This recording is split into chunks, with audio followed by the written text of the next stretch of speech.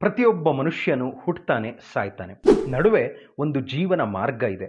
ಆ ಜೀವನ ಮಾರ್ಗದಲ್ಲಿ ನೆಮ್ಮದಿಯಾಗಿರಬೇಕು. ಕೊನೆಯದಾಗಿ ಒಂದು ಜೀವನ್ಮುಕ್ತಿಯನ್ನು ಹೊಂದಬೇಕು. ಇದು ಸಹಜವಾಗಿ ಎಲ್ಲರ ಗುರಿಯಾಗಿರುತ್ತೆ.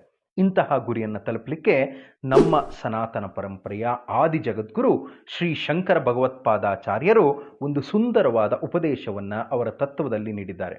ಆ ತತ್ವವೇ ಸತ್ಸಂಗತೆ ನಿಸ್ಸಂಗತ್ವಂ, ನಿಸ್ಸಂಗತ್ವೇ ನಿರ್ಮೋಹತ್ವಂ, ನಿರ್ಮೋಹತ್ವೇ ನಿಶ್ಚಲತತ್ವಂ, ನಿಶ್ಚಲತತ್ವೇ ಜೀವನ್ಮುಕ್ತಿ ಅಂತ. ಅಂದರೆ ಒಳ್ಳೆಯವರ ಸಹವಾಸದಿಂದ ನಿಸ್ಸಂಗತ್ವ ಉಂಟಾಗುತ್ತೆ, ನಿಸ್ಸಂಗತ್ವದಿಂದ ನಿರ್ಮೋಹ ಉಂಟಾಗುತ್ತೆ. ಅಂದರೆ ನಮ್ಮಲ್ಲಿರುವ ಮೋಹಗಳು ದೂರ ಆಗುತ್ತೆ.